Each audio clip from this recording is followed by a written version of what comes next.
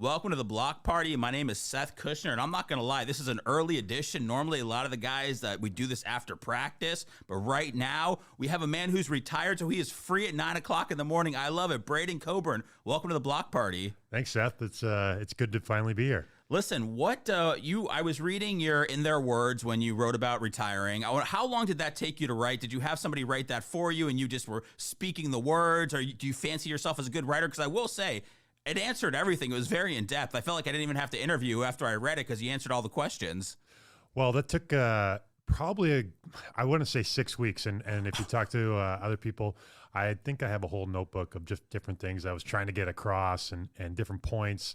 And I wanted to come from the heart. You know, sometimes it's tough to get going with writing stuff like that and trying to figure out exactly what you want to say. So I had a lot of different input from my wife and friends and, hey, read this over, tell me what you think, and then basically getting your thoughts organized because I thought, I'm going to do this once and try to do it right, and I'm happy with how it turned out. Man, 6 weeks. Did you think about maybe just doing a video at that point and instead of trying to write? I feel like it would have been easier just to throw up a... Hey, man, I'm the same. I'm retired. I didn't have, I felt like for me, it was really a closing of the chapter for me. So I really wanted to make sure that it came from my heart and was the right things that I wanted to say.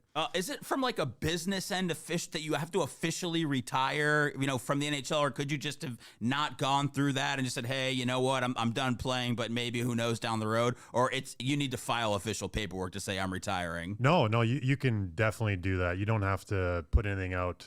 My wife was the one that she was really pushing me to put something out there. I think she understood that doing that for me was a real, just closing the chapter. And mentally, it was, at first I fought her a lot on it, and it eventually turned out good. It was a good project for me and something that made me kind of reflect and put a lot of thought back in my career. And maybe more than anything, just appreciation for the people that I've come in contact through all these years. There's been so many great coaches and teammates and just people around the game that I've come in contact with.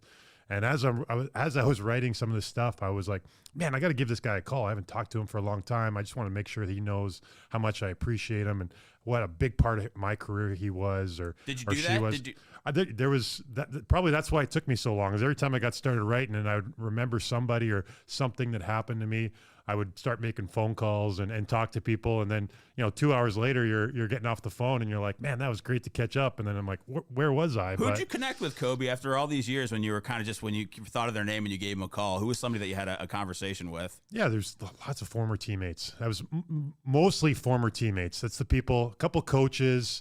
I remember calling, I called Todd Richards because I was thinking about, one of the people I was thinking about all the defensive coaches I've had. And, for whatever reason in your career, when you're a defensive player, you always feel like the defense coach has your back. These are people that are kind of like, because you get blamed for everything. Yeah, they kind of stand up for you in the room there. I think maybe it's not true, but hey, someone was defending you. You played a long time. Yeah, so I was thinking back, and I'm thinking about all the different defensive coaches and what they meant to me. And Richie, one day I was thinking about Richie, so I had to give him a call and just see how he was doing in Nashville, and had a great chat with him. And it starts off hockey, and then it just kind of expands into life. And I was picking his brain on different parenting things and, all this different stuff. And it was great. And he, called my junior coaches and junior billets and trying to connect with those guys. So yeah, it's just a whole litany of people that you just want to talk to. What did anybody say? Did anybody give you a compliment, whether it was after you announced your retirement or when you were calling people? Did anybody compliment any part of your game that really stuck with you that you didn't even realize until the end of your career? Did anybody heap praise upon you, or they just said, hey, you're solid job, man, great career, see you later? Well, no one complimented me on my power play prowess.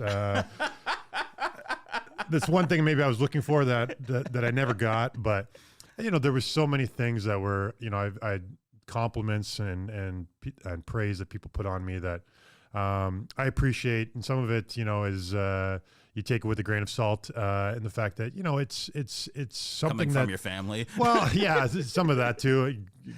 I thought, my grandma I thought you were the best hockey player in the world. It's like, well, grandma, I had a great time. I had a lot of fun playing hockey, and it was a great journey. But maybe the best player in the world is not one of those things that you could attach to how I played the game. But I always made sure I tried to put in as much preparation. I always tried to make sure that I had fun with the game, and I took it serious. But I loved it, and I still do, and I think it's just one of the best game in the world, and something that. I have just such a strong appreciation that I was able to play in this league and for some really, really great teams and the people that I got to meet. I growing up in Shawinigan, Saskatchewan, I would never have fathomed in my entire life growing up that maybe I would have been living in Swift Current, the big city just north of Shawinigan, but to live in Tampa and to be exposed to what I've been exposed to and the places that I've been. Looking back, I'm very thankful for that. Man, I have a ton of questions. So we're gonna get to the Lightning stuff and the good times and all that. But I want to know last year. I think it was after the Lightning win the Cup. Then what you and Seti Paquette get traded to Ottawa, right? Was that what happened? Yeah. Okay. Just take me through your last season, what it was like. And then you went to the Islanders, right? And then just tell me how the last season played out, and if you knew in your mind last year that you were going to be done. Yeah, when I had signed a 2-year contract the year before. My first year of the contract was the year we won the Cup, so the second year. And I kind of had a feeling. That might be my last year. You never know. You kind of, when you get to the later stages of your career, you really go into year-by-year mode. You don't plan too far out, just depending on family and for me, more or less, just kind of how my body was feeling.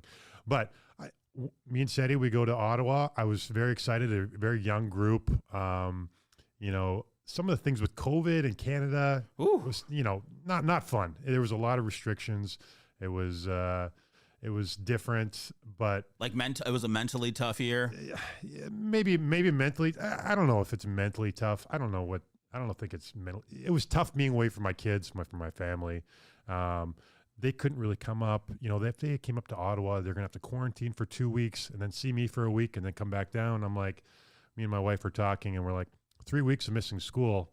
There's not too many parents that find that acceptable. So we just decided that we'd play the season out. And so I get up to Ottawa. Actually, I connect with Derek Steppen, who I played against when he was with the Rangers and I was with Philadelphia. I played against him a ton. Just because of that rivalry we had. And he's been on the show one time, Gerardi, a good friend of Gerardi's, and I guess a coach one time described Stepan's body as a bowling ball or looking like a bowling ball. So you don't have to go. I might be able to confirm that, but I'm not going to throw him under the bus. He's been thrown before. But yeah, so we connected, and because he got traded from Arizona at a similar time, and he actually had a kid, I think, a day or two before he got traded, and we connected and we're like, hey man, 2 old dads want to be roommates. Basically kind of had that moment where we looked at each other like, did we just become best friends kind of thing. So some of the Ranger guys helped facilitate it. I know I talked to McDonough. He was like, Steps is great. So we ended up getting a house together and roommates and we it was good to have him around, just people to talk to, have lunch with and have a companion as we pick each other's brain as we watch 3-4 hockey games a night on our off nights. But wow, Ottawa was an interesting experience. There's a lot of great young players there, great young talent. But you didn't feel like it was going to be, hey, this is where I'm going to play for the next 3 years. You didn't get that vibe. No, I don't think so. I wanted to go in there and play my game, help the young guys as much as I could. We didn't get off to a great start, and it kind of sometimes when you're in a losing situation, it's tough on everybody. So it wasn't the best. I do appreciate the guys that were there, good people, good organization. I still stay in contact with a bunch of the guys, young kids. They're great guys. It's just. Do they ask you for advice? You know what? That was one thing that I was really impressed with. Guys would always come down when we were having lunch after practice, and they'd pick my brain on different things about whether it was from training, whether it was playing against different guys, what it was like to play with this guy. What do you think we're doing on the ice? What do we need to do better? Guys were super respectful, and I really felt I really appreciated that from those guys. And I still do believe those guys. They're on the right track. They just need to. I don't know, something else to push them over the edge a little bit. But those guys, I appreciated how respectful I felt. It made me feel old some days, but It made you feel like you accomplished something, though, when they would come to you and you'd be like, hey, let me tell you. And they would actually, when people actually listen to you, too, you can tell they're listening. That means the world. Yeah. Well, sometimes you get this look on their face when they come in and they look at you and they're like, hold on, you played with that guy? Like, they're kind of like, how old are you? You know, it kind of makes you feel old. But, also for me, I got a chance to play with, when I was growing up, I got to play with some of the guys that were my heroes. I got the chance to play with Chris Pronger, who I had posters of Prongs on my wall. Isn't he still playing? I think, yeah. He might be on long-term IR somewhere. But yeah, so did he help you out when you were playing with him? Prongs was great, and the crazy thing about Prongs is he got traded to us, and we went to Pearl Jam concert. I believe it was like Halloween or something like that. And Lauren, his wife, who's awesome, we were sitting in the box. We were all having a couple cocktails and watching the show and having a great time. And I was talking to her, and she goes, "Hey, listen, Chris loves to have a roommate on the road. I think you would be a great roommate for Chris." And I was just like so nervous because at that point, everybody didn't get their own rooms. There were still roommates, but if you had a certain amount of games, which Chris had way more games than you needed for the requirement for your own room. But we became roommates, and I would always pick his brain, and it was interesting to kind of intimately get to know your idol and the fact that, like, what they do outside of the game and how they prepare. And it taught me a lot. And, he's one of the best defensemen of all time. I'll put him right in that category right now.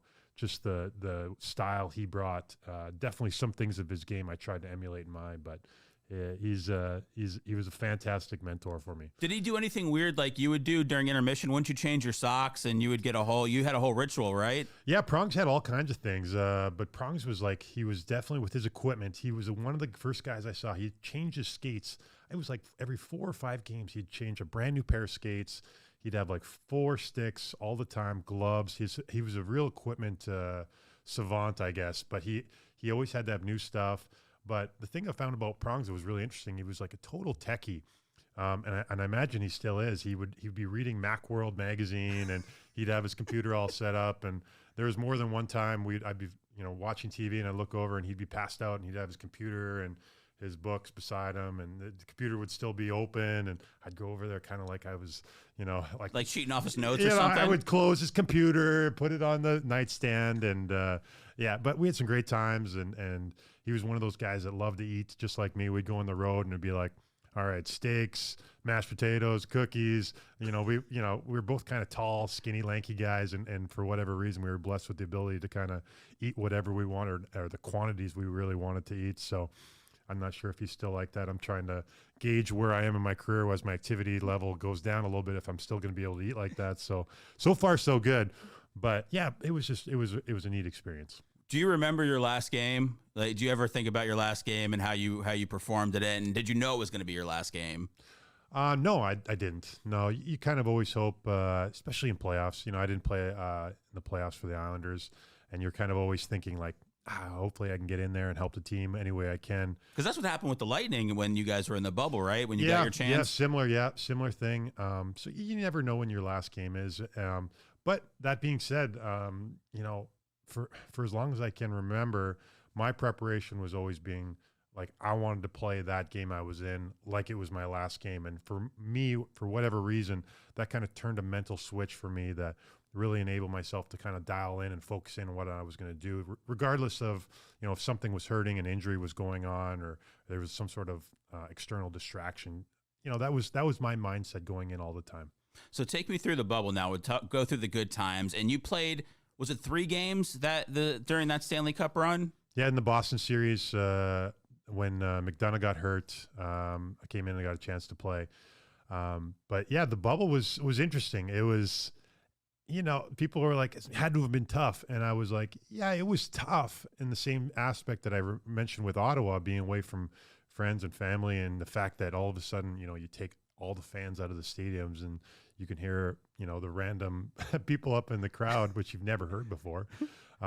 Whether it was like a scout or a GM, screaming at the ref, which I was just like, what's happening? Scout screaming at the ref. Right, I like that. Yeah. So, but the fact that we were all in there and we were all in there together as a group of guys, and it was just really cool how you got to spend time with your teammates. You're eating every meal with them.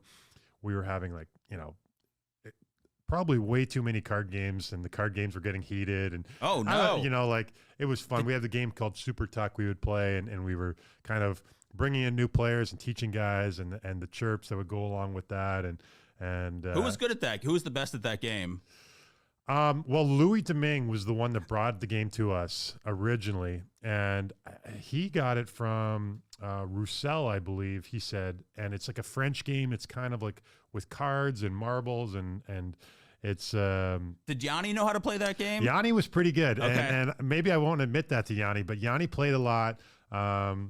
So yeah, we had a good little group of guys playing. It was good, and it's a partner game, so the partners sometimes get on each other. And who got the most heated? Who got heated during it? Like genuinely mad, where you go, "Oh my God, we got to calm down here."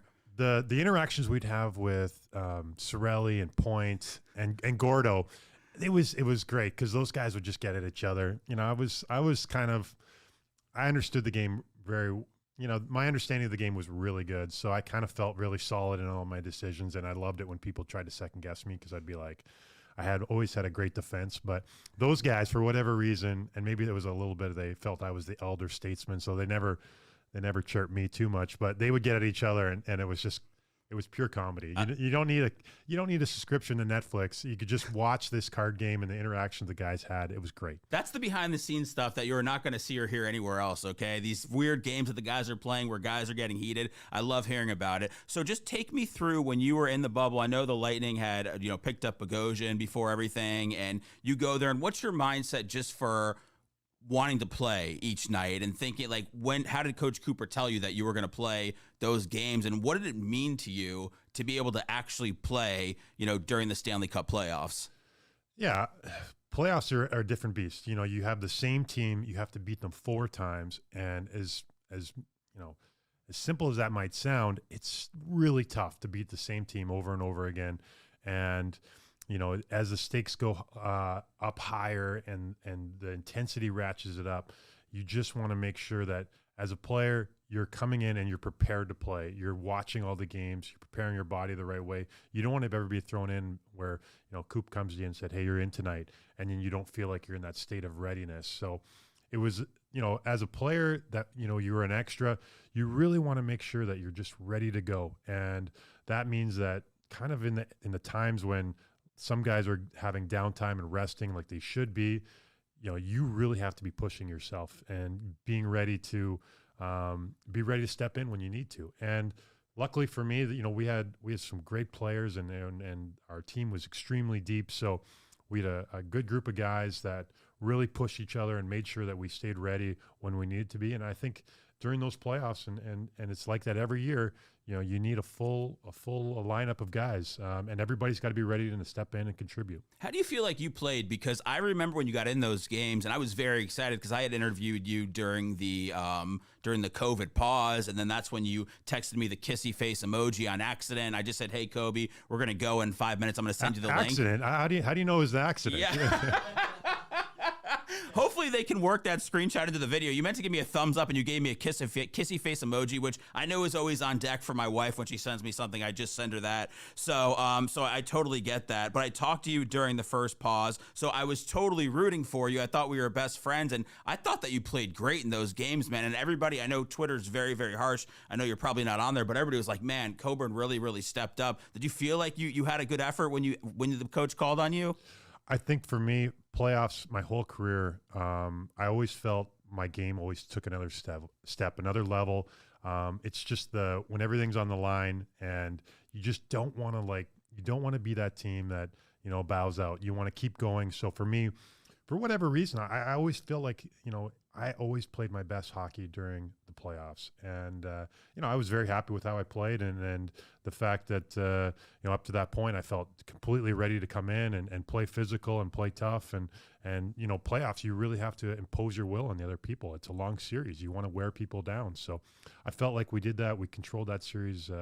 Boston's a tough opponent, and I thought we had a great series, and I thought I was part of it. So tell me about the clinching game when you guys are getting ready to go back out there on the ice. Are you back there in the locker room with Stammer, and then he's the one that because I've talked to guys like ABB and some other guys on the Lightning that were like back there with Kaloran this year, and Kaloran was coordinating the whole thing. Is that kind of what Stamkos was doing when you guys decided to get your gear on and it was time to go out there on the ice and get ready to celebrate? Yeah, it was kind of like that. It was as the game was moving on, nobody wants to jinx anything, and as you know, Seth, like hockey players are the most superstitious people on the planet. So somebody, we were ready. I think it was Game 5. We were ready to go, and it didn't turn out the way we wanted to in Game 5, but Game 6 worked out. But yeah, it was kind of everyone wanted to make sure they were ready, and everyone's watching the game intently and just kind of just really cheering the guys on. And Game 6, we were in complete control of that game. It was a real clinic and a real, just the way you want to close out a team. And so it was fun. It was great. I asked Yanni who Yanni was happy for, for winning the cup when I interviewed him last year. And he said, were you happy for anybody when they got to win? I mean, obviously the whole team, but was there anybody you go, man, I'm so happy that guy got a cup? I can honestly say I was happy for every single guy. It's like, especially when you know how much it takes to get there and just kind of all the things that have to go right. I was in the finals in 2010 with Philly, and then obviously 2015 with the Lightning again. And just that feeling you have when you scrap and you work and you get all the way and you just can't kind of get over the finish line. Both those years, in 10 and 15, we lost in Game 6. So you kind of have an appreciation for just what it takes and all the different attributes. And, some people will say it's luck, but there's different things that happen. There's injuries, there's, different calls and different bounces of the puck or whatever happens. So the fact that we kind of all got to celebrate it together and got all, we were all part of it. And the fact that, we were in that bubble for 2.5 months between Toronto and Edmonton and just the culmination of all the work and all the practices and all the meetings and kind of all the brainstorming we had about, whether at one point we were struggling. It's like, what the heck's wrong with us? So it was good to finally just hit the nail on the head and put that Stanley Cup in our trophy case. Did you have your day with the cup? I did. Yeah. Maybe one of the great things about the Lightning, repeating last year was, well, for me, and maybe not being on the team, but the great thing of them repeating was they got to control the cup again. And when I got the call from Julian asking me, if I wanted to have my day with the cup. Did you think he was calling you to come back and sign a 1-year deal or? No. I didn't really know. We stay in contact sometimes, but he called me and it took me about a nanosecond to be like, yes, absolutely. Like I would love to. And the way it worked out in Shaunavon, Saskatchewan, my hometown, a bunch of friends of mine, really good friends, they kind of set up a cup planning party committee and they did a great job. The party was just, it was awesome. And for me, it was, I hate saying this again, but it was a dream come true. You always think about bringing the Stanley Cup to your hometown and celebrating with the guys you grew up with and family and even friends that had moved away from my hometown that were living, places. And it took a really good effort for them to come back to Shaunavon.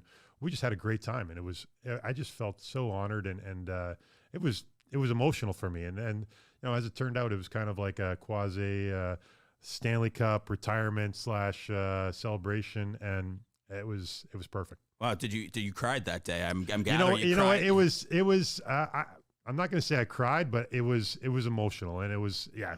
He cried.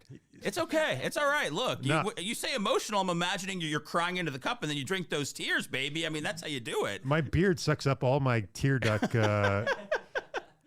So I'm incapable of crying, but it had to be spent with the kids, and it was great. It was great, and for my kids to come back and to see my hometown and be surrounded by just all those people, and a couple of my friends got up and they did like a speech for me, and you just again, like I talked at the beginning of you just have an appreciation for the people that helped you out, and those guys, as a young player, when you're like 6 years old till when I moved away and I went to school in Notre Dame, those are your best friends. You're playing street hockey every day after school. You're on the ice. You're on the outdoor rink.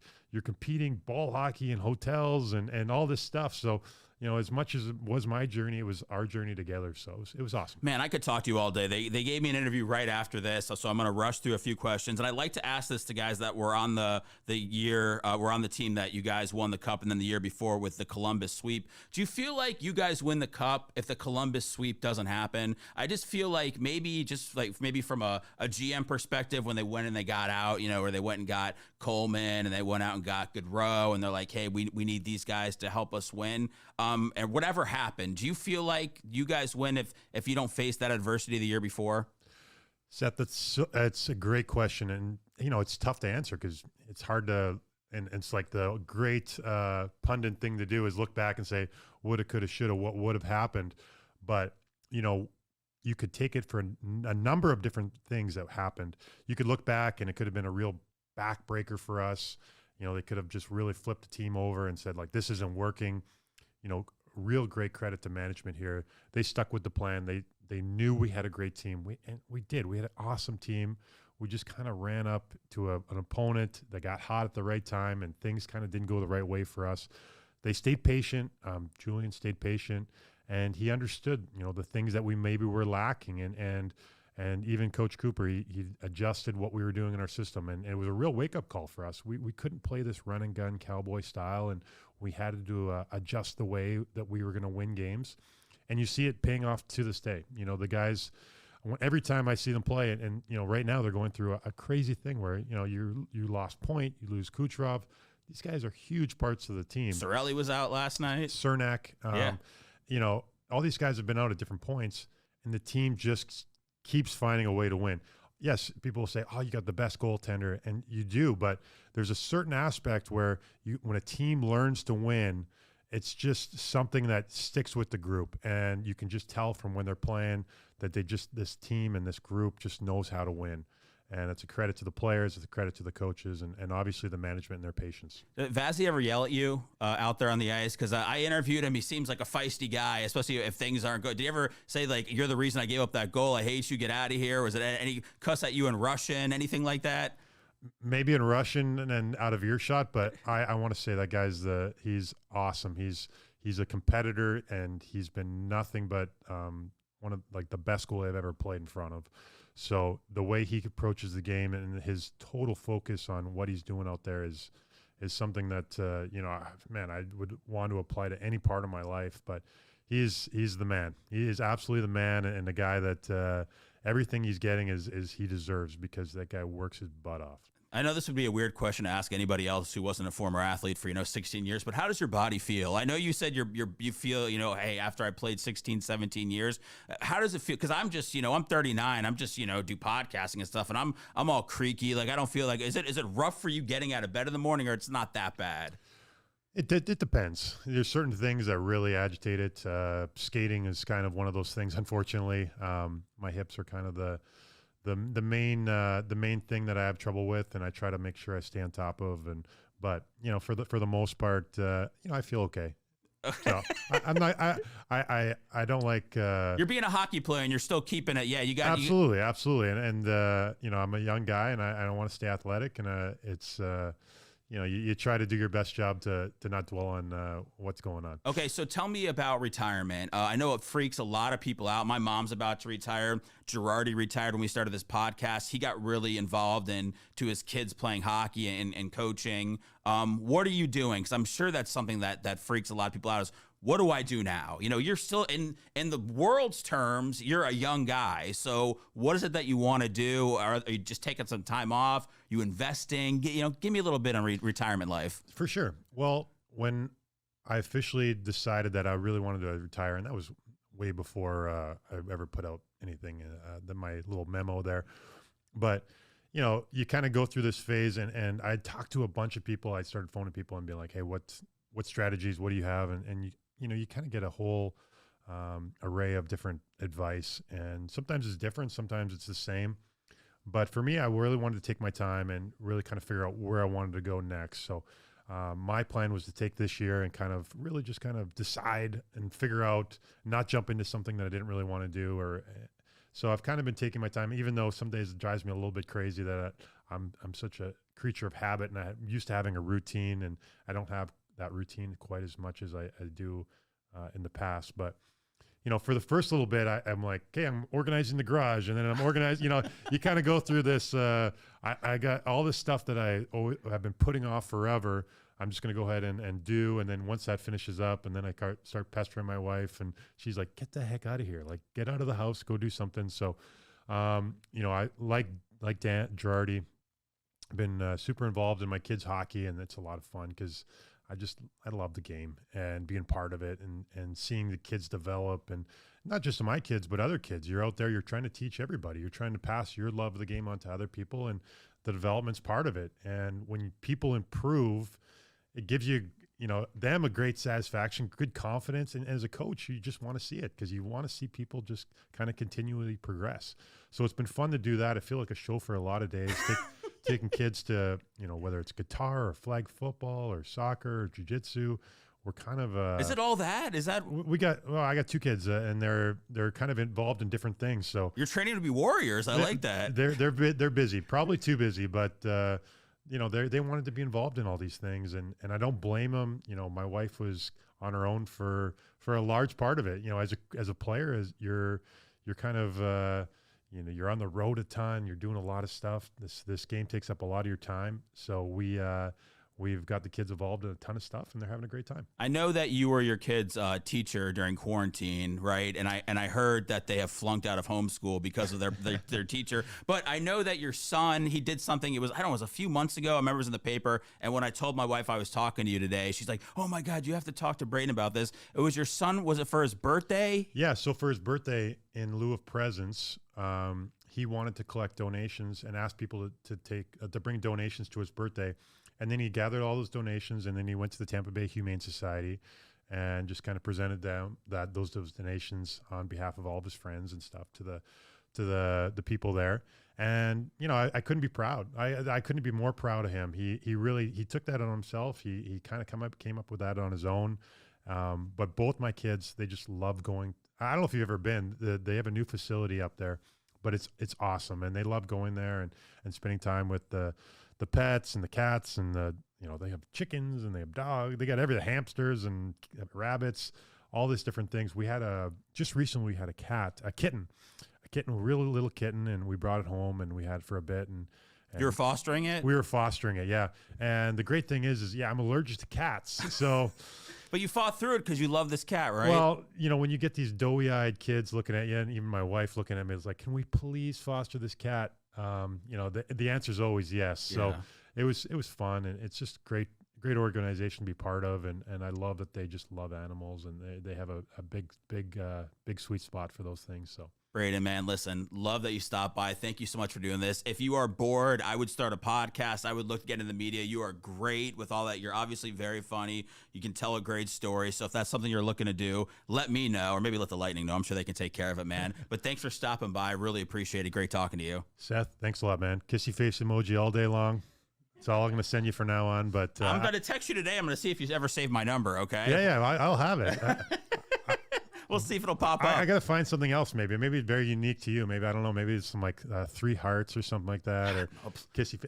That would, please. I mean, that's just making my heart flutter. That'll get your engine going, I know. Yeah, it's already going. That's why we have to stop this. Braydon, thank you very much, man. Congrats on a great career. Thanks, guys. Appreciate it.